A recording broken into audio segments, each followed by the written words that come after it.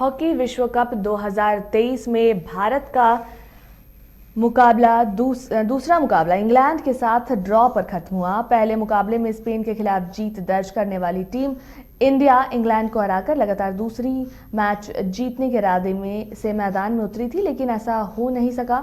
इस मैच में दोनों टीमें कोई गोल नहीं कर पाई और मुकाबला बराबरी पर खत्म हो गया।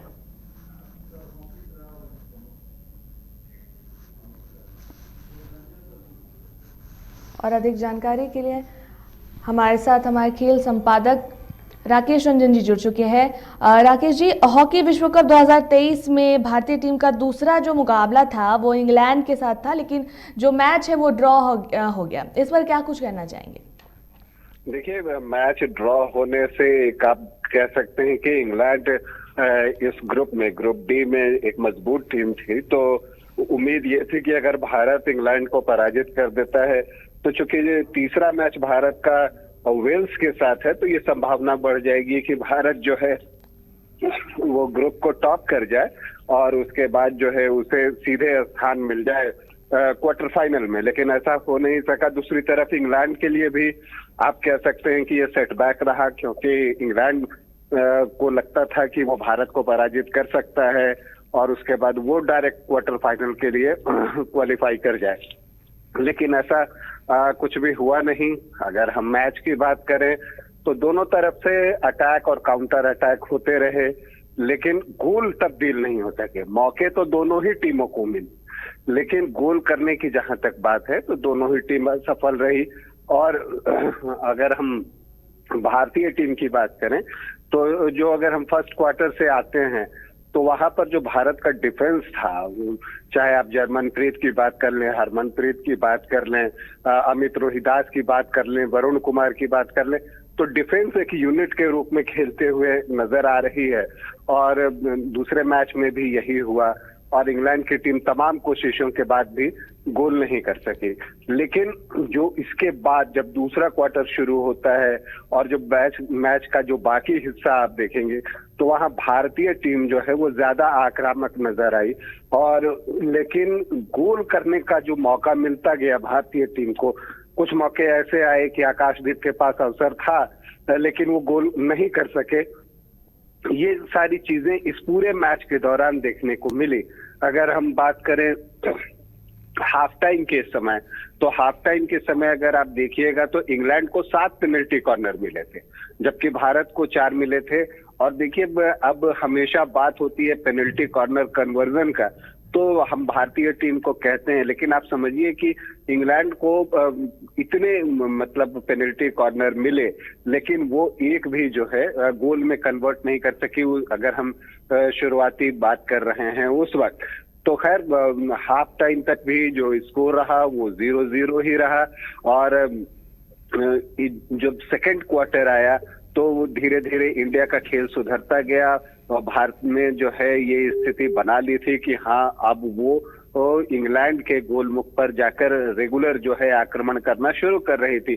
और जो गोल पर जो निशाना साधने की बात होती है, भारत धीरे धीरे बेटर होता चला गया।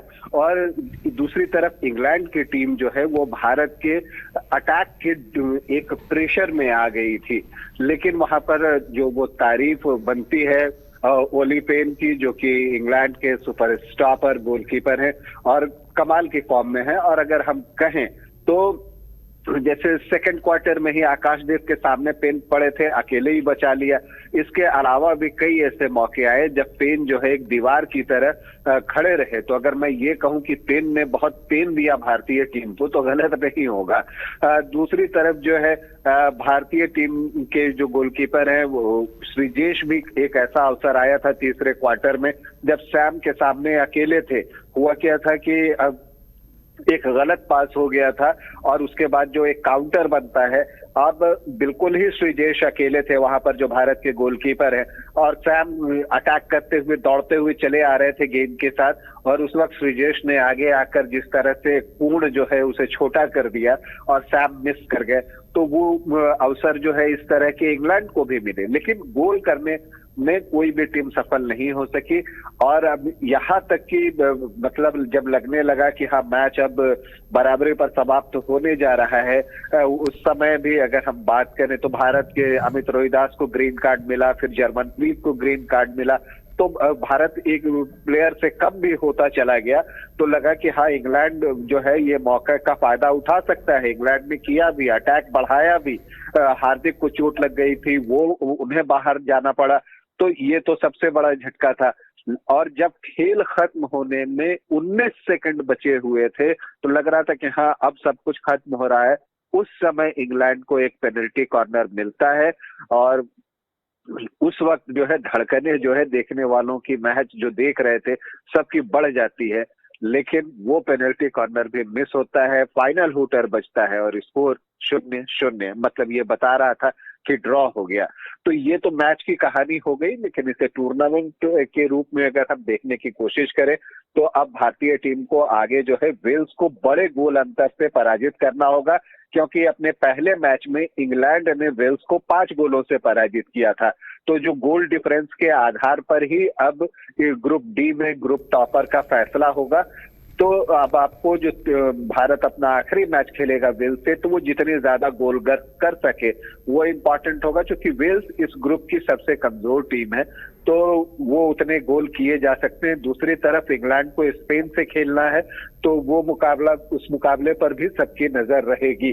तो ऐसा आप नहीं कह सकते कि भारत जो है अब क्वार्टर फाइनल में डायरेक्ट क्वालिफाई नहीं कर सकता, ऐसी बात नहीं है। अगर भारत वेल्स के खिलाफ बेहतर गोल औसत के साथ जीतता है तो भारतीय टीम जो है वो डायरेक्ट क्वार्टर फाइनल के लिए क्वालिफाई कर सकती है। वैसे अगर जो पहले स्थान पर नहीं भी रहता है उसके लिए भी क्वार्टर फाइनल में स्थान बनाने के अन्य अवसर मिलेंगे, लेकिन उसके लिए ये है कि आपको मैचेस ज्यादा खेलने पड़ेंगे। सेकेंड और थर्ड ग्रुप के जो है क्रॉसओवर मैचेस होंगे, फिर उसके आधार पर बाकी 4 टीमों का फैसला होगा। लेकिन भारतीय टीम का प्रदर्शन कहीं भी ऐसा नहीं था जो आपको कह दे कि डाउन है या आप निराश हो जाएं। भारतीय टीम का अटैक बहुत अच्छा हो रहा है। जो कुछ कमियां हैं, पेनल्टी कॉर्नर कन्वर्जन की बात है और जो फील्ड गोल की फिनिशिंग की बात है, ये 2 कमी भारतीय प्रदर्शन में दिखी है और वो इंग्लैंड की टीम में भी थी। लेकिन अगर भारत इन कमियों को दूर कर लेता है तो भारत इस विश्व कप में अच्छा करने जा रहा है, ऐसा मुझे लगता है। बहुत बहुत शुक्रिया रंजन जी हमारे साथ जुड़ने के लिए। Welcome to hotel Crowne Plaza. Hotel Crowne Plaza के रेस्टोरेंट सैफरॉन में हम आपको दे रहे हैं क्रिसमस और नए वर्ष के शुभ अवसर पर ग्राहकों के लिए विशेष छूट। 999 से ज्यादा के बिल पर 15% और 1999 से ज्यादा के बिल पर 20% की भारी छूट। और शादी, बर्थडे, सगाई और अन्य सभी प्रकार की पार्टी बुकिंग में भारी छूट।